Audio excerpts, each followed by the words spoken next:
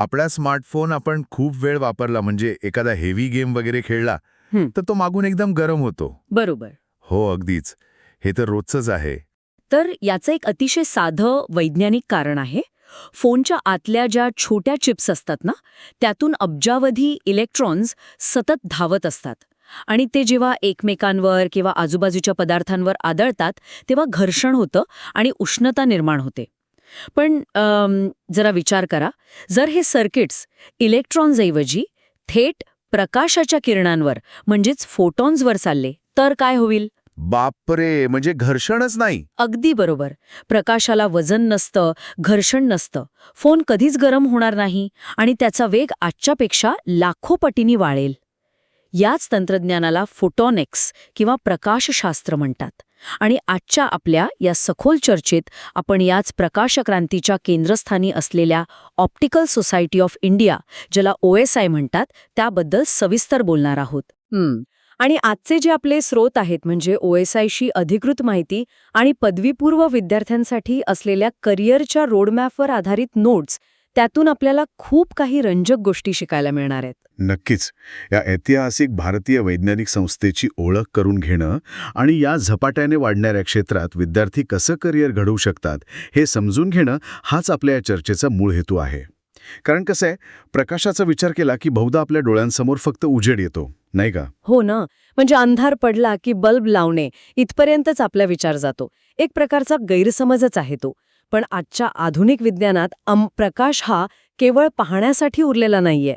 तो महासागराच्या तळाशी टाकलेल्या फायबर केबल्समधून इंटरनेटचा प्रचंड डेटा वाहून नेतोय, शरीरातले अगदी सूक्ष्म आजार शोधून काढतोय आणि सर्वात महत्त्वाचं म्हणजे आजकाल आपण जे AI बद्दल खूप ऐकतो त्या कृत्रिम बुद्धिमत्तेच्या भविष्यालाही आकार देतोय.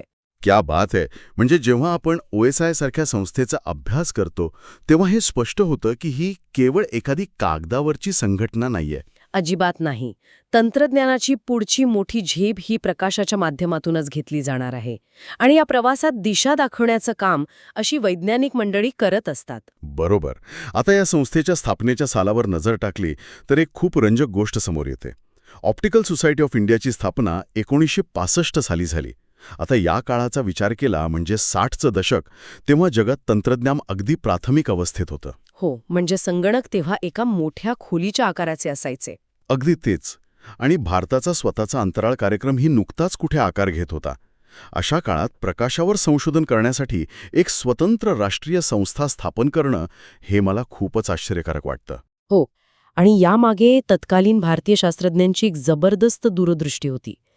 कारण 60च्या दशकात जगात लेझर तंत्रज्ञानाचा नुकताच शोध लागला होता. परदेशातील शास्त्रज्ञांना तेव्हाच जाणीव झाली होती की भविष्यात दळणवळण म्हणजे कम्युनिकेशन आणि वैद्यकीय क्षेत्रात लेझरचा मोठा वापर होणार आहे. अच्छा.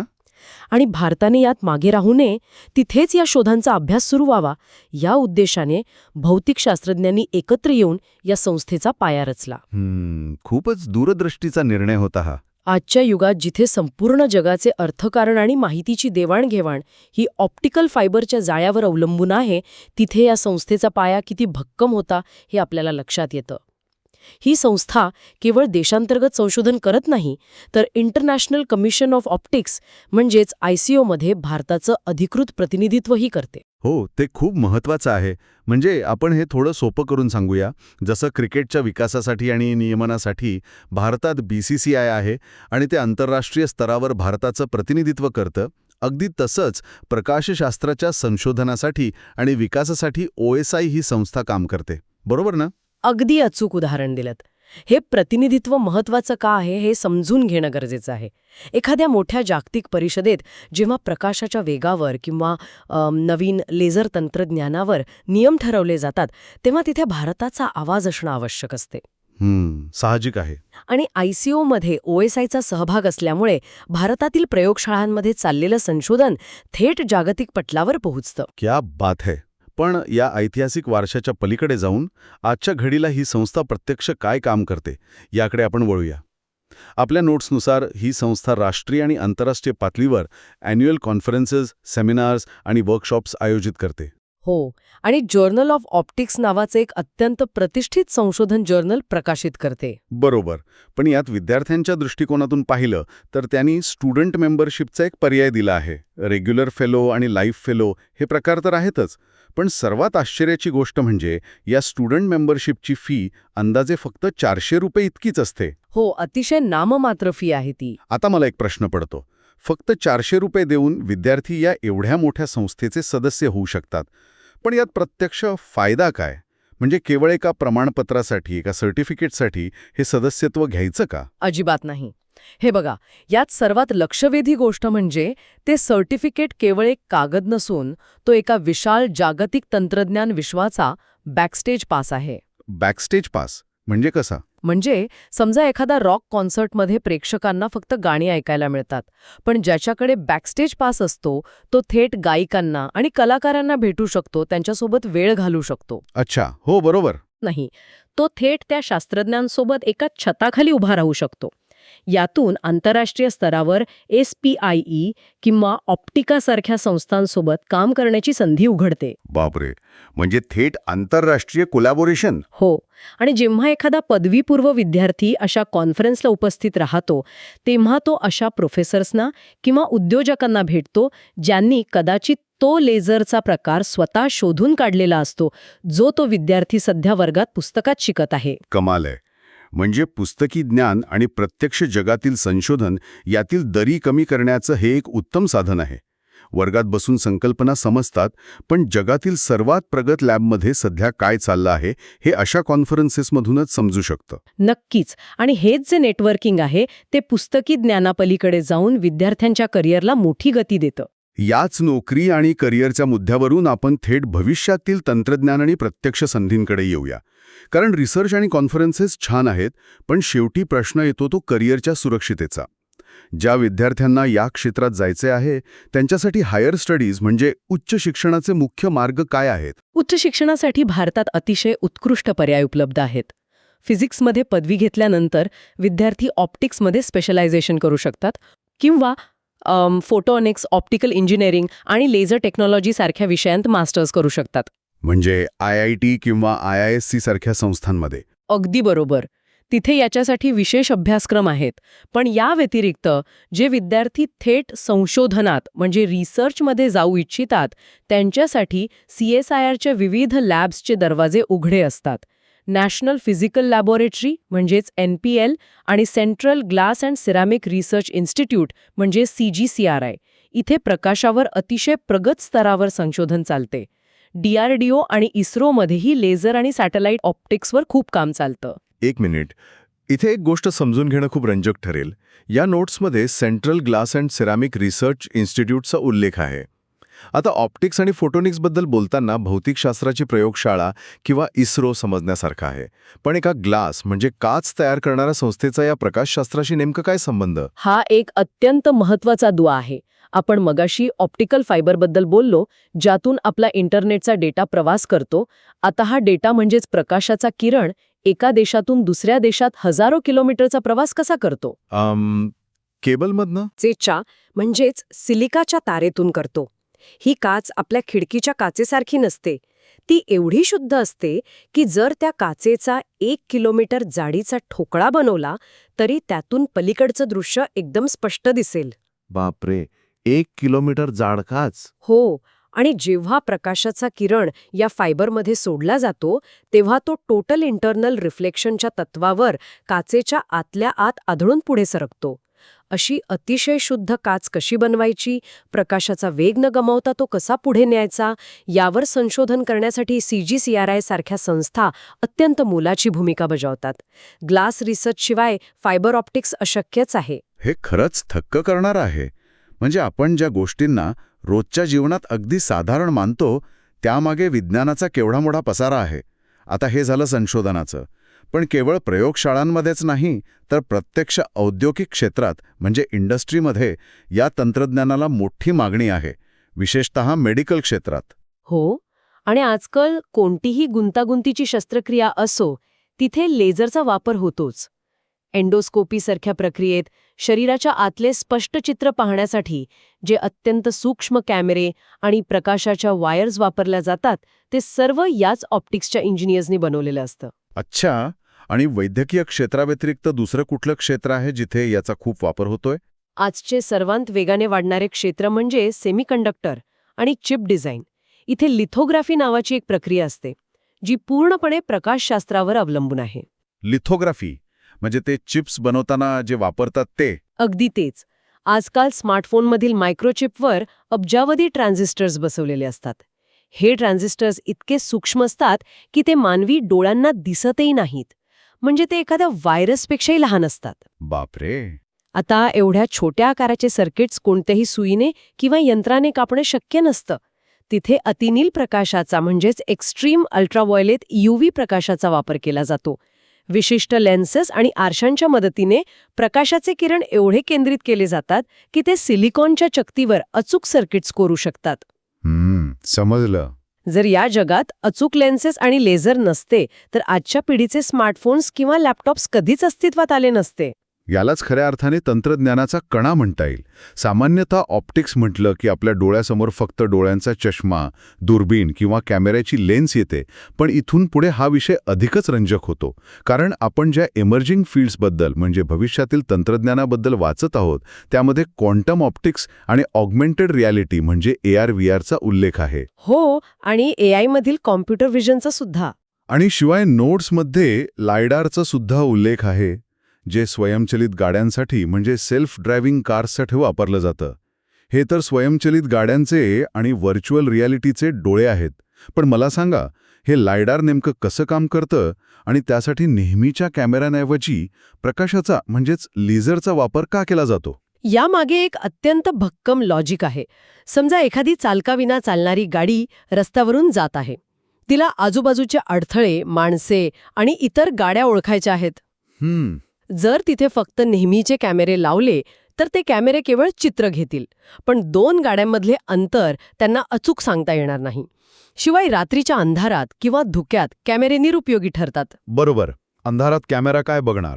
इथेच लायडार म्हणजेच लाईट डिटेक्शन अँड रेंजिंग काम करतं.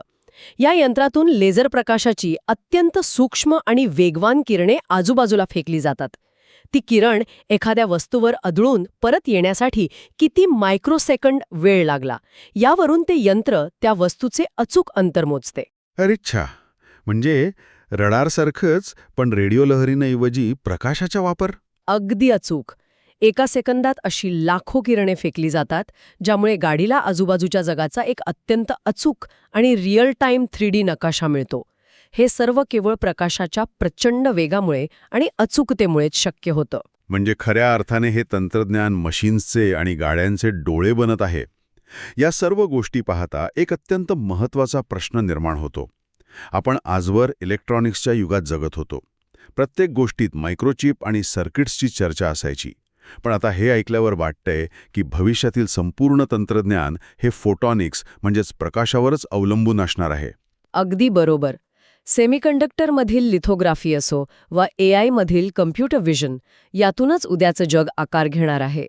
जसे 20व्या शतकात ज्या देशांनी इलेक्ट्रॉनिक्स आणि सॉफ्टवेअरमध्ये गुंतवणूक केली ते देश महासत्ता बनले, तसंच 21व्या शतकात जे देश आणि जे विद्यार्थी ऑप्टिक्स आणि फोटोनिक्समध्ये प्रावीण्य मिळवतील ते भविष्यातील तंत्रज्ञानाचे नेतृत्व करतील. आता एवढ्या मोठ्या संधी ऐकल्यानंतर साहजिकच कुणालाही वाटेल की यात प्रवेश कसा मिळवायचा. समजा एखादा विद्यार्थी आता पदवीपूर्व शिक्षण घेतोय, BE किंवा BSc करतोय, त्याने सुरुवात कुठून करायची? त्याच्यासाठी आपल्या नोट्समध्ये एक अतिशय अचूक आणि स्पष्ट रोडमॅप दिलेला आहे. हो, आणि तो खूप प्रॅक्टिकल रोडमॅप आहे. हो ना? आपण तो टप्प्याटप्प्याने उलगडून पाहूया. या रोडमॅपमध्ये 6 महत्त्वाच्या पायऱ्या सांगितल्या आहेत. पहिली पायरी आहे फिजिक्स आणि इलेक्ट्रॉनिक्सचा पाया पक्का करणे, आणि दुसरी पायरी आहे आपल्या अभ्यासक्रमात ऑप्टिक्स किंवा फोटॉनिक्स हे विषय इलेक्टिव्स म्हणून आवर्जून निवडणे. हो, या पहिल्या 2 पायऱ्या म्हणजे एखाद्या मोठ्या इमारतीचा पाया खणण्यासारख्या आहे. बऱ्याचदा विद्यार्थी फक्त परीक्षेत चांगले मार्क्स मिळवण्यासाठी पाठांतर करतात. बरोबर. पण लेझर कसं काम करतं, प्रकाशाचं परावर्तन किंवा अपवर्तन म्हणजेच रिफ्लेक्शन अँड रिफ्रॅक्शन कसं होतं, यामागचं मूळ भौतिकशास्त्र जोपर्यंत समजत नाही तोपर्यंत पुढे जाणं कठीण आहे. इलेक्टिव्ह विषय निवडल्यामुळे विद्यार्थ्यांना त्यांच्या मुख्य शाखेसोबतच या विशिष्ट क्षेत्राची सखोल माहिती मिळायला सुरुवात होते. हे अगदी योग्य आहे, पण महाविद्यालयात बहुधा फक्त थिअरी आणि सूत्रे शिकवली जातात. उद्योगांना मात्र प्रत्यक्ष कामाचा अनुभव हवा असतो. तर या सगळ्याचा नेमका अर्थ काय? म्हणजे केवळ चांगली पदवी मिळवणं आता पुरेसं राहिलेलं नाही, तर स्वतःला प्रॅक्टिकल जगाशी जोडून घेणं जास्त गरजेचं आहे, बरोबर? अगदी 100%. शांतपणे विचार केला तर हेच खरंय.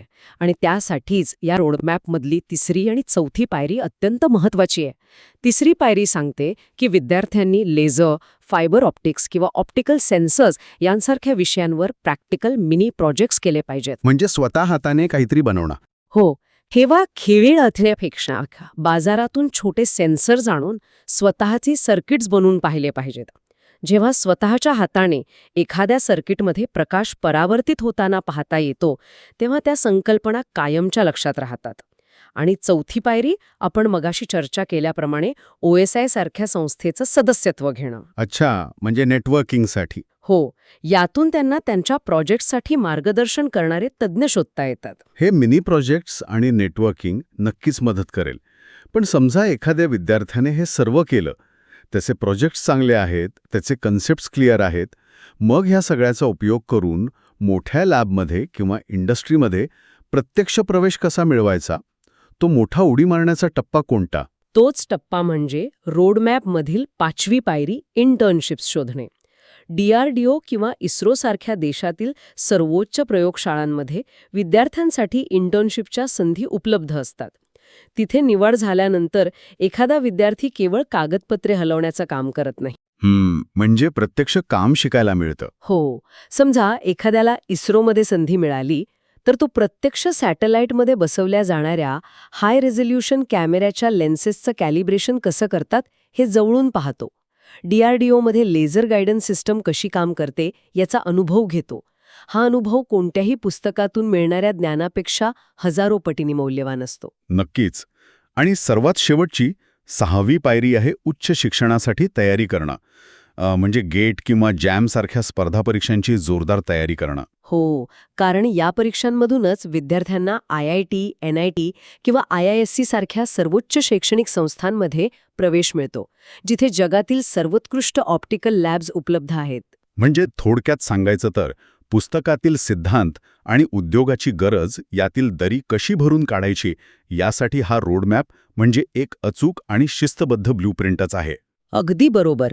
तंत्रज्ञान वेगाने बदलत आहे आणि जे विद्यार्थी या बदलासोबत स्वतःचं कौशल्य अद्ययावत ठेवतील, प्रॅक्टिकल गोष्टींवर भर देतील, तेच या प्रकाशक्रांतीचे खरे वारसदार बनतील. क्या बात है. हे सगळं ऐकून असं वाटतंय की ऑप्टिक्स हे क्षेत्र फक्त प्रकाशाइतकंच वेगवान नाही, तर ते तितकंच तेजस्वी भविष्य घडवणार आहे. आजच्या या सखोल चर्चेचा एकंदर सारांश काढायचा झाला तर ऑप्टिकल सोसायटी ऑफ इंडिया ही केवळ एका विशिष्ट विषयाची संस्था नसून ती भारतातील ऑप्टिक्स आणि फोटोनिक क्षेत्रातील संशोधन आणि प्रगतीचा एक भक्कम कणा आहे. नक्कीच. पदवीपूर्व विद्यार्थ्यांसाठी कमी पैशात मिळणारे नेटवर्किंग, जागतिक स्तरावरील संशोधनाची ओळख आणि AI, लायडार किंवा चिप डिझाईनसारख्या भविष्यातील तंत्रज्ञानात करिअर करण्याचं हे एक उत्तम प्रवेशद्वार आहे. आणि सर्वात मोठी गोष्ट म्हणजे विज्ञानाच्या या शाखेत नेहमीच काहीतरी नवीन शोधण्याची संधी असते. आज आपण ज्या गोष्टींना कल्पनाविलास मानतो, उद्या तेच तंत्रज्ञान आपल्या हातात असू शकतं. गरज आहे ती फक्त योग्य दिशेने प्रयत्न करण्याची. अगदी खरंय. आता जाता जाता एका अत्यंत रंजक आणि विचार करायला लावणाऱ्या गोष्टीवर नक्की विचार करा. आपण चर्चेच्या सुरुवातीला गरम होणाऱ्या स्मार्टफोनबद्दल बोललो होतो. हो. आज आपले सर्व संगणक इलेक्ट्रॉन्सच्या प्रवाहावर चालतात, ज्यांना उष्णता निर्माण होण्याची मर्यादा असते. पण भविष्यात अशी वेळ येईल का जेव्हा हे संपूर्ण जग वायर आणि विजेऐवजी केवळ आणि केवळ प्रकाशाच्या कणांवर म्हणजे फोटॉन्सवर चालेल? कल्पना करा, तुमच्या लॅपटॉपमधील माहिती विजेच्या वेगाऐवजी थेट प्रकाशाच्या वेगाने प्रवास करत आहे. बापरे, तो वेग तर अकल्पनीय असेल. हो, आणि जर असं झालं तर आपले संगणक आजच्यापेक्षा लाखो पटींनी वेगवान होतील आणि उष्णतेचा कोणताही प्रश्न उरणार नाही. फोटॉनिक कम्प्युटिंग नावाची ही संकल्पना आता केवळ स्वप्न राहिलेली नाही आणि प्रकाशशास्त्र आपल्याला तिथे नक्कीच घेऊन जाऊ शकेल. या अद्भुत भविष्याबद्दल विचार करा. स्वतःच्या कौशल्यांना धार लावत राहा आणि नवीन गोष्टी सतत शिकत राहा. याच विचारासोबत आपण आजची ही चर्चा इथेच थांबूया.